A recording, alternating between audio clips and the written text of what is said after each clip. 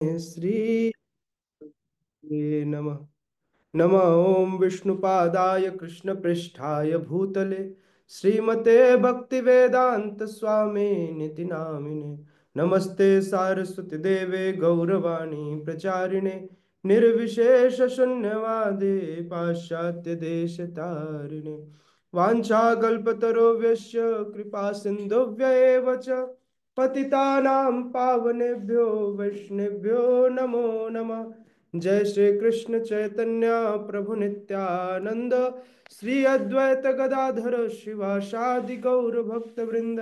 हरे कृष्णा कृष्णा कृष्णा हरे हरे, हरे राम राम राम हरे हरे। स्वागत है आप सभी का बेड टाइम स्टोरी शिल प्रभुपाद लीलामृत में। शिला प्रभुपाद का स्वप्न साकार हुआ। शिल प्रभुपाद चाहते थे कि श्रीमद् भागवतम प्रचार प्रसार हो।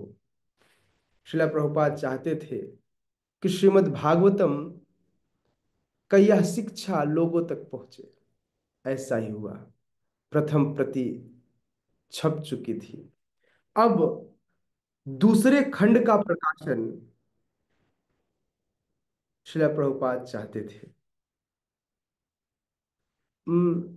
गौतम बुद्ध प्रभु, ये कनेक्टिंग टोन जब लोग ज्वाइन कर रहे हैं तो एक ट्यून आपके में बज रहा है क्या? कहीं पर इसकी ऑडियो सेटिंग में ऐसी आ गई है क्या कि जब लोग जुड़ रहे हैं ज्वाइन कर रहे हैं तो एक ट्यून बज रहा है, कनेक्टिंग ट्यून? आपको सुनाई दे रहा है बाकी लोगों को भी, या सिर्फ मेरे में ऐसा आ रहा है? प्रभु जी आ रहे हैं। मैं शायद बंद किया हूँ, एक बार देख रहा हूँ। ओके, ठीक है। देखिएगा, है ना? क्या बार बार डिस्टरबेंस होता है। तो मैं आपको बता रहा था कि भक्ति वेदांत स्वामी अब दूसरे खंड के श्रीमद् भागवतम के प्रकाशन की तैयारी में लग गए। हालांकि वे दूसरे खंड के प्रकाशन के लिए उनके पास धन नहीं था। उस धन को एकत्र करने के लिए वे दिल्ली आए। दिल्ली में बहुत सारे अलग अलग दान दाताओं से मिले, लेकिन जितना दान उन्हें पिछली बार अकेले हनुमान प्रसाद पोद्दार जी से प्राप्त हुआ था, सब मिलाकर भी उतना दान उनको नहीं मिला। लेकिन इस बार दूसरे खंड के प्रकाशन के लिए उन्हें एक ऐसा अनुदान मिला जो कि L&H शुगर फैक्ट्री के अधिकारी ने दिया। वह था 5,000 रुपए। यह मिलते ही तुरंत ही भक्ति वेदांत स्वामी ने छपाई के कार्य को प्रारंभ किया। हालांकि वो हितशरण शर्मा जी से बहुत खुश नहीं थे, क्योंकि वे कई बार उनके काम को प्रायोरिटी नहीं देते थे। इसलिए उन्होंने हितशरण शर्मा जी को छोड़ ओके कंपनी से स्वयं ही बात करना प्रारंभ कर दिया। और इस प्रकार से यह पहले खंड की प्रति अब भी वहां पर पड़ी हुई थी, लेकिन गौतम शर्मा जो कि ओके प्रेस के मालिक थे, उन्होंने छपाई का काम दूसरे खंड का स्वीकार किया। और इस बार यह समय था 1964। 1964 में अब स्वामी जी स्वयं ही सारी चीजों का, सारे कार्यों को स्वयं देखने का उन्होंने निश्चय किया। अब वे कागज भी स्वयं खरीदने जा रहे थे और उस छपाई की पूरा आकलन भी खुद ही कर रहे थे। दूसरे खंड के प्रकाशन में दूसरे खंड के प्रकाशन में उसका जब प्रस्तावना लिखा गया उस किताब की, तो उस प्रस्तावना में भक्ति वेदांत स्वामी ने जो पिछली बार वृंदावन और दिल्ली के कार्य में जो स्पष्ट विसंगति थी, जो परेशानियां थी, अर्थात वृंदावन का जो माहौल था और दिल्ली का जो माहौल था, दिल्ली में हर व्यक्ति केवल मौज मस्ती चाहता था, केवल भौतिक सुख सुविधाओं के साथ जीना चाहता था। इसलिए कहीं ना कहीं भक्ति वेदांत स्वामी उस आलोचनाओं को अपनी प्रस्तावना में, अपने इंट्रोडक्शन, अपनी भूमिका में उन्होंने शामिल किया। वास्तव में अगर देखा जाए तो दोनों प्रकार के क्रियाकलाप में बहुत बड़ा अंतर है। एक साधु का कार्य करना, एक छपाई का काम करना, इस प्रकार से एक मैनेजर का काम करना, बहुत अंतर है। जब कोई व्यवसाय किया जाता है तो उस व्यवसाय में सांसारिक सुख भोग के लिए चीजें नहीं की जाती। प्रत्युत यह प्रयास होना चाहिए कि यह व्यवसाय भगवान की कीर्ति का प्रसार करे। लेकिन आजकल व्यवसाय केवल और केवल इंद्रिय तृप्ति के लिए की जाती है। तो इसलिए इंद्रिय तृप्ति से इसे हटा करके भगवान की सेवा में लगाना चाहिए। शिक्षा मंत्रालय और शिक्षा निदेशक को संस्थाओं को और पुस्तकालयों को प्रतियां वितरित करने के लिए धन्यवाद देने के बाद भक्ति वेदांत स्वामी ने पाठक वर्ग के सामने अपनी कठिनाई फिर रखी। और वह इंट्रोडक्शन में लिखते हैं, समस्या यह है कि हमारे लिए कुछ धन आवश्यक है जिससे हम यह महान परियोजना पूर्ण कर सकें। बिक्री से जो पैसा आता है उसे हम कार्य को आगे बढ़ाने में लगाते हैं, न कि अपने सुख चैन में, लाभदायक कार्यों में और हमारे कार्य में। यही सबसे बड़ा अंतर है। और हम इस कार्य के लिए हमें एक व्यवसायी की तरह हर एक संबंधित व्यक्ति के पास जाना पड़ता है। व्यवसायी बनने में कोई हानि नहीं है यदि यदि यह कार्य भगवान के लिए किया जाता है। ठीक वैसे ही जैसे अर्जुन या हनुमान हिंसक योद्धा बनने में उन्हें कोई हानि नहीं हुई यदि वह हिंसा कार्य भगवान की इच्छा पूर्ति के लिए किया जाए। तो इसलिए बिजनेस खराब नहीं होता है ना, खराबी तो हमारी चेतना में है। यदि कोई व्यक्ति भगवान के लिए कार्य करे, यदि भगवान के लिए वह कोई कार्य कर रहा है, तो कोई फर्क नहीं पड़ता कि सामना वाले व्यक्ति किस चश्मे को लगाकर किसे क्या देखता है। यदि आप व्यवसाय भी कर रहे हैं तो भी चलेगा, बस आपका मोटिव यह आपको क्लियर होना चाहिए। अतः यद्यपि हम हिमालय में नहीं, यद्यपि हम व्यवसाय की बात करते हैं, यद्यपि हम रुपए पैसे का लेन देन करते हैं, किंतु चूंकि हम भगवान के 100% सेवक हैं और उनकी कीर्ति का संदेश चारों ओर प्रकाशित करने में लगे हैं, इसलिए हम निश्चय ही माया के अजय गतिरोध को पार करेंगे और भगवान के दैदीप्यमान लोक में पहुंचेंगे और पूर्ण आनंद और ज्ञान में भगवान के आमने सामने उनकी दिव्य सेवा में लगेंगे। इस वस्तु स्थिति के संबंध में हम पूर्ण आश्वस्त हैं और हम अपने असंख्य पाठकों को भी विश्वास दिलाना चाहते हैं कि भगवान की कीर्ति सुनने मात्र से वे भी ऐसा ही फल प्राप्त कर लेंगे। तो श्रीला प्रभुपाद ने अपनी प्रस्तावना में इस बात की गारंटी दी कि यदि कोई व्यक्ति इन किताबों को बारंबार पढ़ता रहेगा, उनके शास्त्रों को पढ़ता रहेगा, तो वह भी अंततः वही फल प्राप्त करेगा जो कि एक साधु को मिलता है।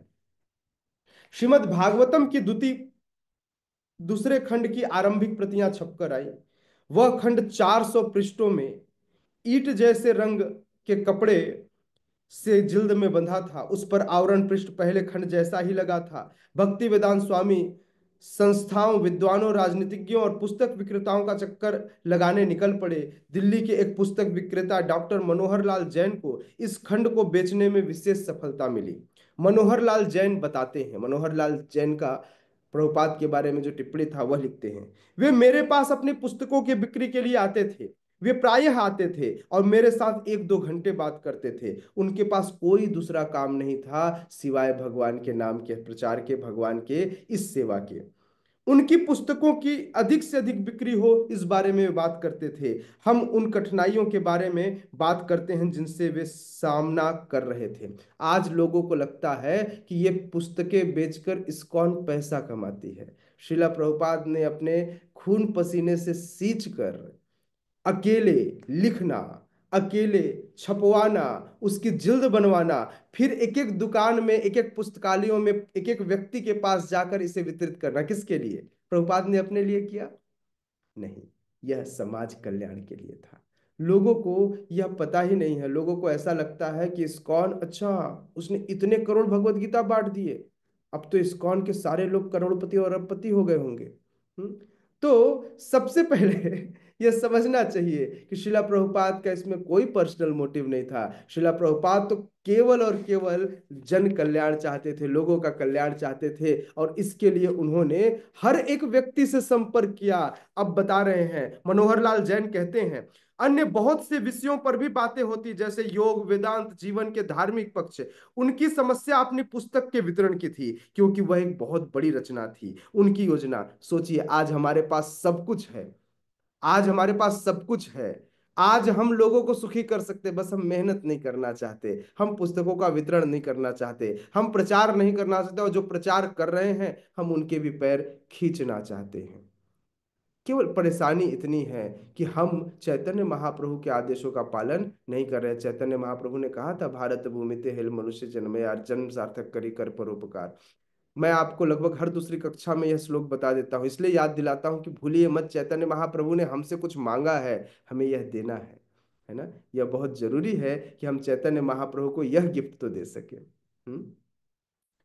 उनकी योजना उसे कई खंडों में प्रकाशित करने की थी। स्वाभाविक रूप से मैंने उन्हें बताया कि यहाँ के किसी एक प्रकाशक या पुस्तक विक्रेता के लिए संभव नहीं है कि वह पूरी पुस्तक प्रकाशित करे और उसमें पैसा लगाए। यह उनके लिए थोड़ी निराशा की बात थी, क्योंकि वे आगे के खंडों को प्रकाशित नहीं कर सकते थे, लेकिन मेरी बिक्री अच्छी थी। मनोहर लाल जैन जी बता रहे हैं कि उनकी बिक्री उनके दुकान में अच्छी बिक रही थी, क्योंकि संस्कृत मूल पाठ के साथ साथ अंग्रेजी में यह सबसे अच्छा अनुवाद था अभी तक का। ऐसा कोई दूसरा संस्करण उपलब्ध नहीं था। लगभग 2-3 वर्षों में मैंने 150 प्रतियां इसकी बेच दी। मूल्य बहुत कम था, केवल 16 रुपए।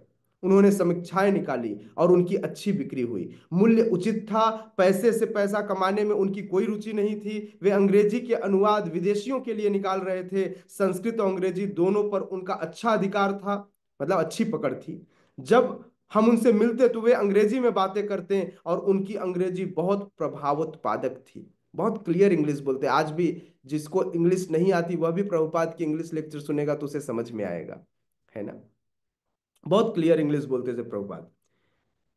वे चाहते थे कि मैं उनकी पुस्तक प्रकाशित करूं, लेकिन मेरे पास कोई प्रेस नहीं था और न ही मेरे पास इतना धन था। मैंने उनसे स्पष्ट कहा कि मैं पुस्तकें छाप नहीं सकूंगा, क्योंकि उसके एक दो नहीं बहुत से खंड हैं। लेकिन किसी तरह उन्होंने प्रबंध कर लिया। मैंने उनका परिचय आत्मा राम एंड सन्स से कराया। वे भी वहां जाया करते थे। वे महान गुरु, विचारक और बहुत बड़े विद्वान थे।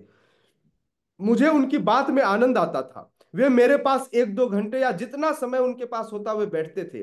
कभी वे 11-12 बजे पूर्वाह्न में आ जाते और कभी वे शाम के समय में आते।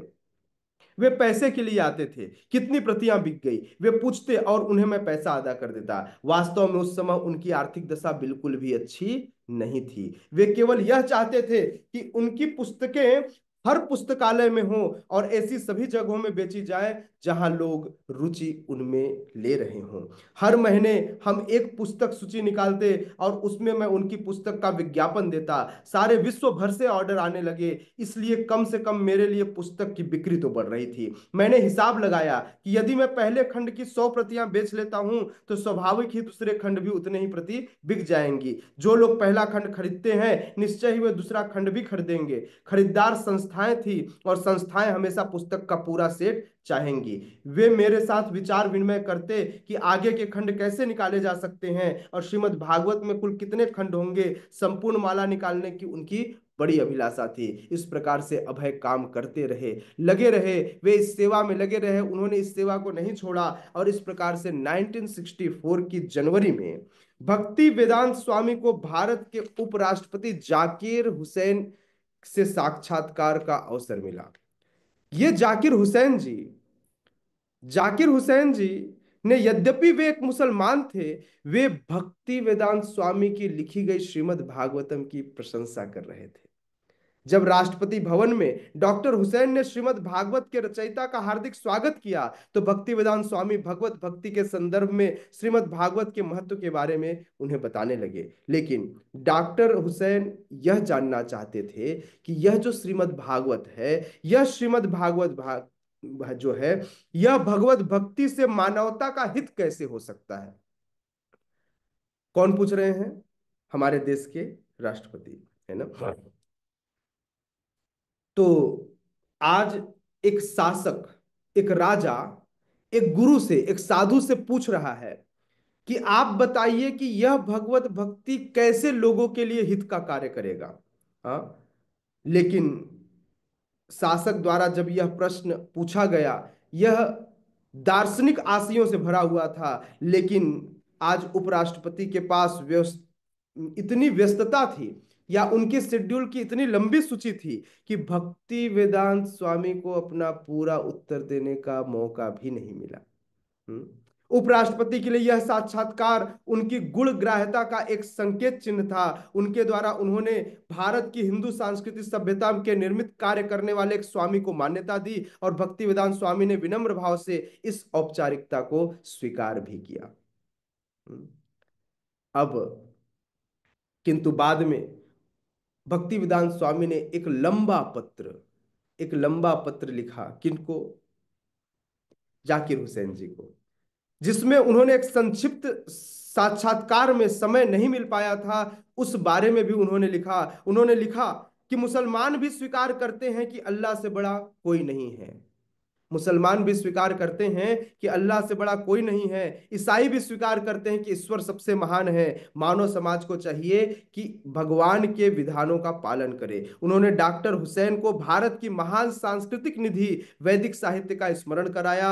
मानवता के कल्याण के हित सर्वोत्तम कार्य यह होगा कि भारत सरकार व्यवस्थित ढंग से इस वैदिक साहित्य का प्रचार करे। श्रीमद् भागवत का जन्म भारत में हुआ था। संसार हित में भारत की यह महत्वपूर्ण भूमिका होगी यदि हम इस तथ्य को जानकर इस संस्कृति के लिए और इस श्रीमद् भागवतम को लोगों तक पहुंचाएं, लोगों तक, क्योंकि जन्म यहाँ हुआ है लेकिन बांटना तो, जिस प्रकार से जब हम कोई पूजा पाठ कराते हैं तो प्रसाद का वितरण हम सभी के बीच में करते हैं, बिल्कुल उसी प्रकार से इस श्रीमद् भागवत का वितरण पूरे विश्व में होना चाहिए। इस इच्छा के साथ भक्ति वेदांत स्वामी ने यह पत्र जाकिर हुसैन जी को लिखा। मार्च 1964 में कृष्ण पंडित ने, जिन्होंने छिपीवाड़ा में राधा कृष्ण मंदिर में भक्ति वेदांत स्वामी को स्थान दिया था, यह व्यवस्था की कि वे कुछ महीने निकट के रोशनपुर नई सड़क के पड़ोस में स्थित राधा वल्लभ मंदिर में रह सकें। वहां वे अपना लेखन और प्रकाशन का कार्य जारी रख सकते थे। साथ ही कुछ व्याख्यान भी उन्हें देने थे। कृष्ण पंडित ने भक्ति वेदांत स्वामी को निर्वाह के लिए लगभग 1500 रुपए दिए। भक्ति वेदांत स्वामी श्री राधा वल्लभ मंदिर में पहुंचे और वहां प्रबंधन ने सूचना प्रसारित की कि लोग एक वैष्णव साधी की उपस्थिति का पूरा लाभ उठाएं। निवासी आचार्य के रूप में भक्ति वेदांत स्वामी प्रातः और सायंकाल मंदिर में व्याख्यान देते थे। इससे उनके लेखन और प्रकाशन के कार्य में कोई कमी नहीं आई। इस प्रकार से अपने लेखन को भी उन्होंने पूरा समय दिया, लेकिन उन्होंने समय बिल्कुल भी नहीं गंवाया, और इस प्रकार शिला प्रभुपाद अपने व्याख्यान के साथ सुबह शाम संध्या आरती के साथ भगवान की सेवा करते हुए भी अपने निज कर्तव्यों का पालन करते रहे। इस प्रकार से मार्च, अप्रैल, मई, जून महीना आ गया। जून में भक्ति वेदांत स्वामी ने भारत के प्रधानमंत्री लाल बहादुर शास्त्री से मिलने का उन्हें अवसर मिला। अब भक्ति वेदांत स्वामी लाल बहादुर शास्त्री से मिलते हैं। इसकी व्यवस्था एक धनी जौहरी दौलत राम खन्ना ने, छिपीवाड़ा मंदिर के एक ट्रस्टी जो थे, और भक्ति वेदांत स्वामी ये प्रायः मिल चुके थे एक दूसरे से। श्रीमान खन्ना प्रधानमंत्री शास्त्री के पुराने मित्र थे। युवावस्था में दोनों ने एक साथ योग क्लब में ज्वाइन किया था, इसलिए इस तरह से क्लब में जाकर के योग साधना, अपने शरीर पर ध्यान दे रहे थे। कौन? लाल बहादुर शास्त्री। तो उनके मित्र थे ये। शास्त्री जी के साथ इस भेंट की व्यवस्था उन्होंने भक्ति वेदांत स्वामी पर अनुग्रह के रूप में की थी कि आप जरूर मिलिए शास्त्री जी से, ये आपकी सहायता करेंगे। उनका विचार था कि देश के प्रधानमंत्री को भी एक सच्चे साधु से मिलना चाहिए। यदि कोई व्यक्ति किसी का हित चाहता हो तो अवश्य ही साधु पुरुषों की भेंट वह लोगों से कराएगा, क्योंकि पता है जब कोई साधु व्यक्ति किसी से मिलता है तो वह पूर्ण रूपेण साधु के संग से भक्ति का बीज प्राप्त कर शुद्ध हो जाता है ना। यह केवल वह बीज है जिस बीज के पड़ते ही व्यक्ति शुद्ध हो जाता है। पार्लियामेंट भवन के उद्यान में प्रधानमंत्री औपचारिक रूप से बहुत से लोगों से मिल रहे थे। सफेद कुर्ता धोती और नेहरू टोपी धारण किए हुए तथा अपने सहायकों से घिरे हुए प्रधानमंत्री शास्त्री ने एक वयोवृद्ध साधु का स्वागत किया। चश्मा लगाए भक्ति वेदांत स्वामी विद्वान प्रतीत हो रहे थे। आगे बढ़कर उन्होंने अपनी पुस्तक श्रीमद् भागवत का परिचय दिया। जब प्रधानमंत्री को उन्होंने प्रथम खंड की एक प्रति भेंट की, ठीक उसी समय जब लेखक और प्रधानमंत्री पुस्तक की ओर देखते हुए मुस्कुरा रहे थे, फोटोग्राफर ने एक चित्र ले लिया। यह चित्र हमारे इस्कॉन में अभी भी संरक्षित है। दूसरे दिन भक्ति वेदांत स्वामी ने प्रधानमंत्री को एक पत्र लिखा। उसका उत्तर उन्हें शीघ्र प्राप्त हुआ, जो प्रधानमंत्री के द्वारा हस्ताक्षरित था। क्या था पत्र में, सुनना चाहेंगे? पत्र का उत्तर क्या दिया लाल बहादुर शास्त्री जी ने? उन्होंने दिया, प्रिय स्वामी जी, आपके पत्र के लिए आपको अनेकों अनेक धन्यवाद। मैं सचमुच बहुत आभारी हूं कि आपने श्रीमद् भागवत की एक प्रति मुझे भेंट की। मैं मानता हूं कि आप बहुमूल्य कार्य कर रहे हैं। यह बहुत अच्छा होगा कि सरकारी संस्थाओं के पुस्तकालयों में इस पुस्तक की प्रतिलिपियां रखी जाएं, खरीदी जाएं। भक्तिवेदांत स्वामी ने प्रधानमंत्री को फिर लिखा और प्रार्थना की कि भारतीय संस्थाओं के लिए उनकी पुस्तकें खरीदी जाएं। शिक्षा मंत्रालय के श्री आर के शर्मा ने बाद में उत्तर दिया और पुष्टि की कि दूसरे खंड की 50 प्रतियां खरीदी जाएं, ठीक वैसे ही जैसे पहले खंड की खरीदी गई थी। हाँ। अब भक्ति वेदांत स्वामी तीसरे खंड पर अपना ध्यान केंद्रित करने के विचार से पुनः वृंदावन के राधा दामोदर मंदिर में लौट आए। देखिए, पैरेलली प्रभुपाद दिल्ली में भी रह रहे हैं, पैरेलली प्रभुपाद वृंदावन में भी रह रहे हैं, मिल भी रहे हैं, लेकिन अपनी लेखनी, रात की नींद बंद कर दी, लेखनी बंद नहीं किया। हम सब सब कुछ बंद कर देते हैं, बोले रात वाला कार्यक्रम बंद नहीं होगा। नहीं, प्रभुपाद ने अपनी सब कुछ त्याग दिया, नींद भी त्याग दिया, उनकी लेखनी बंद नहीं हुई। तीसरे खंड के प्रकाशन में पूरी तरह से जोर शोर से प्रभुपाद लग गए। ये पहले स्कंद के आखिरी अध्याय थे जिसमें कलयुग के आगमन के बारे में वर्णन था। यह तीसरा खंड, कई श्लोकों में समाज के अधःपतन के विषय में भविष्यवाणी की गई थी और यह बताया गया था किस प्रकार से महान राजा परीक्षित ने अपने कृष्ण चेतना संपन्न शासन द्वारा कली के प्रभाव को रोका था। श्लोकों के तात्पर्य में भक्तिवेदांत स्वामी ने स्पष्ट किया कि सरकार भ्रष्टाचार को नहीं रोक सकती जब तक वह अधार्मिकता के चार मूलभूत सिद्धांत को नहीं अपनाती। अर्थात तब तक तब तक अधार्मिक कृत बंद नहीं होंगे जब तक सरकार इन चार मूलभूत सिद्धांतों का पालन न करे। पहला क्या? मांस भक्षण बंद हो। दूसरा, अवैध यौनाचार बंद हो। तीसरा, नशा मद्यपान बंद हो। और चौथा, द्यूत क्रीड़ा, ब्याजखोरी बंद हो, जुआ बंद हो। अगर इन चार चीजों का निराकरण शासन नहीं करती तो किसी भी शासन में आप अधार्मिकता को नहीं रोक सकते। ये चार चीजें बंद होगी, तभी धार्मिक प्रवृत्ति का प्रचार होगा।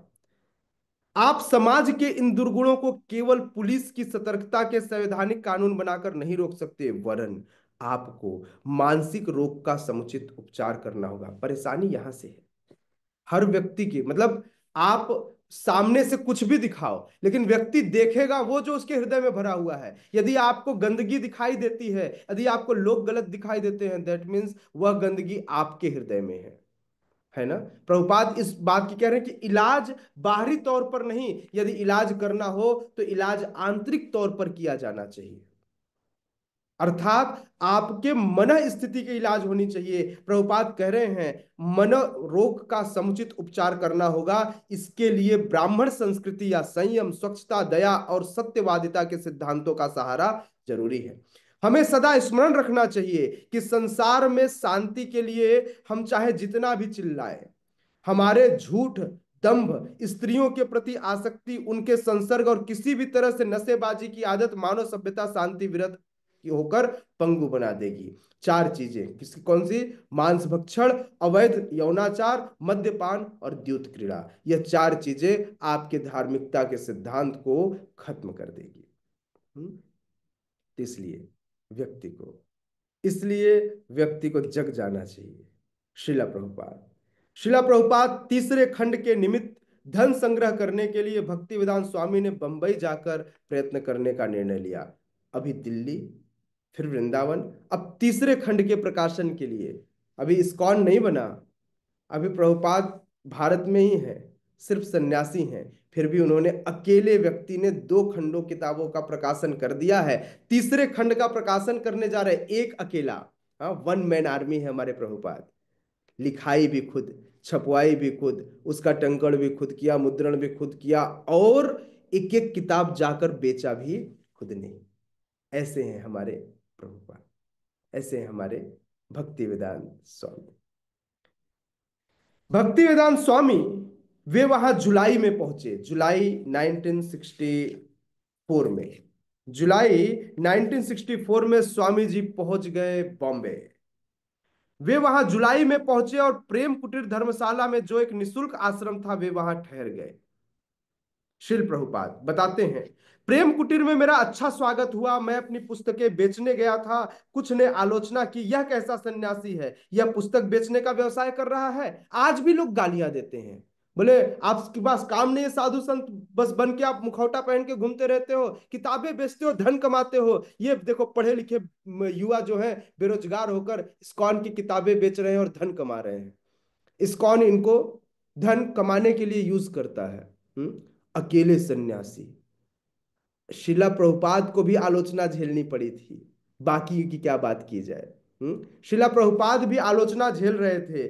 लोगों ने आलोचना की, यह कैसा सन्यासी है, यह पुस्तक बेचने का व्यवसाय कर रहा है। अधिकारियों ने ऐसा नहीं कहा। उनमें से कुछ ने कहा, मैं पुस्तक लिखने में तब भी लगा हुआ था। हाँ, प्रभुपाद कहते हैं अधिकारियों ने ऐसा नहीं कहा, किंतु उनमें से जो कुछ ने कहा उससे कोई फर्क नहीं पड़ा। मैं तो अपना काम कर रहा था और मैं अपनी पुस्तकें लिख रहा था। तीसरे प्रति भी प्रभुपाद रात को बिना सोए तीसरे प्रति का, तीसरे खंड का लेखन उन्होंने जारी रखा। कहते हैं तब मैं डालमिया परिवार के एक सदस्य के यहाँ 15 दिन का मेहमान बना। भाइयों में से एक ने कहा, मैं अपने मकान में कुटीर बनाना चाहता हूं, आप यहां रह सकते हैं, मैं आपको एक सुंदर कुटीर बनाकर दूंगा। मैंने सोचा नहीं, यह अच्छा नहीं होगा। मैं एक विषयी भौतिकतावादी पर पूरा निर्भर हो जाऊं और उसका कृपा पात्र बनूं। लेकिन मैं वहां 15 दिन रहा। उस भाई ने पुस्तकें लिखने के लिए एक टाइपराइटर के एकमात्र इस्तेमाल का मुझे पूरा अधिकार दे दिया। एक टाइपराइटर है ना। और इस प्रकार से जैसे राजा प्रताप रुद्र से चैतन्य महाप्रभु नहीं मिलना चाहते थे, लेकिन फिर भी भक्ति वेदांत स्वामी चैतन्य महाप्रभु के काज के लिए आज इस भौतिकतावादी अर्थात डालमिया परिवार में भी रहने को तैयार हुए और 15 दिन तक उन्होंने वहां पर रहकर अपना कार्य किया। भक्ति वेदांत स्वामी बंबई में संस्थाओं और पुस्तक विक्रेताओं का चक्कर लगाया करते थे। उन्होंने एक विज्ञापन छपवाया जिसमें वे प्रधानमंत्री शास्त्री के साथ दिखाई दे रहे थे। विज्ञापन में उन्होंने प्रधानमंत्री के और शिक्षा मंत्रालय के उस पत्र को भी दिया जिसमें पुस्तक की 50 प्रतियां के खरीदने का ऑर्डर था। तब भी उन्हें ऑर्डर बहुत ज्यादा नहीं मिला, बहुत थोड़े ऑर्डर मिले। इस विज्ञापन के बाद भी अभय के पास, भक्ति वेदांत स्वामी के पास अभी भी ऑर्डर नहीं थे। तब उन्होंने सुमति मुरारजी, नाम तो आपने सुना होगा, कौन? सुमति मुरारजी। सुमति मुरारजी से मिलने का निर्णय लिया, जो सिंधिया स्टीमशिप कंपनी की अध्यक्षा थी। बंबई में अपने गुरु भाइयों से भक्तिवेदांत स्वामी ने सुन रखा था कि सुमति मुरारजी साधुओं की बहुत सहायता करने के लिए वे विख्यात हैं, और बंबई गौड़िया मठ को उन्होंने खूब सारा डोनेशन भी दिया है। वे उनसे कभी नहीं मिले थे, लेकिन उन्हें अच्छी तरह याद था कि 1958 में, आज से 6 साल पहले, एक अधिकारी ने स्वामी जी को अमेरिका जाने के लिए आधे व्यय का प्रबंध करने के लिए कहा था और आधे व्यय की छूट देने की बात की थी। वे चाहते थे कि सुमति मुरारजी इस श्रीमद् भागवतम की छपाई में उनकी सहायता करें। हम्म? लेकिन उनसे मिलने का जो प्रारंभिक प्रयास था वह भक्तिवेदांत स्वामी का असफल रहा। श्रीमती मुरारजी ने अधिकारियों के टाल मटोल से निराश होकर वे उनके कार्यालय के सामने सीढ़ियों पर बैठ गए, इस निश्चय के साथ कि जब दिन के अंत में वे कार्यालय से बाहर निकलेंगी तब उनका उन पर ध्यान जाएगा और वे उनसे मिल पाएंगे। उन एकाकी साधु की ओर लोगों का कुछ ध्यान जरूर गया जब वे सिंधिया स्टीपमैन कंपनी के कार्यालय के सामने बैठ 5 घंटे तक शांत भाव से माला करते जप करते रहे। अंततो गत्वा, तीसरे प्रहर में, अंत में, जब श्रीमती मुरारजी अपने सचिव श्री चौकसे के साथ व्यवसाय संबंधी वार्ता करती हुई तेजी से बाहर निकली, भक्ति वेदांत स्वामी को बाहर देखकर रुकी और श्रीमान चौकसे से पूछा, यहां बैठे हुए ये सज्जन कौन है? अभी तक किसी ने इन्फॉर्म नहीं किया था कि यहां पर कोई सज्जन है। तो उन्होंने बताया कि ये 5 घंटे से यहां पर बैठे हुए हैं। सचिव ने कहा, ठीक है, मैं आती हूँ, उन्होंने कहा, और चलकर वहां पहुंच गई जहां भक्ति वेदांत स्वामी बैठे हुए थे। उनके पास जाकर खड़ी हो गई। वे मुस्कुराए और दोनों हाथ से जोड़कर नमस्कार करते हुए खड़े हो गए। स्वामी जी, मैं आपके लिए क्या कर सकती हूँ, कृपया बताएं। भक्ति वेदांत स्वामी ने संक्षेप में उन्हें श्रीमद् भागवतम के तीसरे खंड को प्रकाशित करने का अपना इरादा बताया और कहा कि मैं चाहता हूं कि आप मेरी इसमें सहायता करें। श्रीमती मुरारजी ने उत्तर दिया, ठीक है, हम कल मिलेंगे, क्योंकि आज देर हो रही है। आप कल आ सकते हैं और हम इसका विचार विनिमय कल कर लेंगे। दूसरे दिन भक्ति वेदांत स्वामी श्रीमती मुरारजी से उनके कार्यालय में मिले। वहां उन्होंने टंकित पांडुलिपि और प्रकाशित खंडों को देखा और कहा, ठीक है, यदि आप इसे छापना चाहते हैं तो मैं आपकी सहायता दूंगी। जितना भी आप चाहेंगे आप इसे प्रकाशित कर सकते हैं। इस प्रकार से श्रीमती मुरारजी ने श्रीमद् भागवतम के तीसरे खंड को छपवाने का भार लेने को तैयार हो गई। श्रीमती मुरारजी ने इस आश्वासन के बाद भक्तिवेदांत स्वामी पांडुलिपि तैयार करने के लिए वृंदावन लौटने को स्वतंत्र थे। पहले के खंडों की तरह उन्होंने इस खंड की लिखाई और छपाई के लिए भी कठोर समय सारणी बनाई। तीसरे खंड में पहला स्कंद पूरा हो जाना था, तब प्रभावोत्पादक साहित्य के साथ वे पश्चिम जाने को तैयार हो जाएंगे। पहले और दूसरे खंड के आधार पर भी भारत में उनके कार्य का स्वागत होने लगा था। उपराष्ट्रपति और प्रधानमंत्री से उनकी भेंट हो चुकी थी। बंबई की एक धनी मानी व्यवसायी महिला तक वे सफलतापूर्वक पहुंच चुके थे और पुस्तक भेंट करने के कुछ मिनटों के अंदर ही उन्हें बड़ा अनुदान मिल गया था। वे तीसरे प्रति छपाने को तैयार थे। पुस्तकें प्रचार की शक्तिशाली माध्यम है, बुक्स और द बेसिस, है ना। तो इसलिए इन पुस्तकों को नहीं भूलना चाहिए। सुनते रहिए बेड टाइम स्टोरी में श्रील प्रभुपाद लीलामृत। बने रहिए हमारे साथ और श्रील प्रभुपाद की शिक्षाओं को, श्रील प्रभुपाद के जीवन को आप आनंद के साथ सुनिए, प्रेरणा लीजिए और उनके चरण कमलों का अनुसरण कीजिए। जगत गुरु श्रील प्रभुपाद की जय, श्रील प्रभुपाद लीलामृत की जय, उपस्थित गौर भक्त वृंद की जय। निताय निताय गौर प्रेमानंदे। हरि हरि बोल।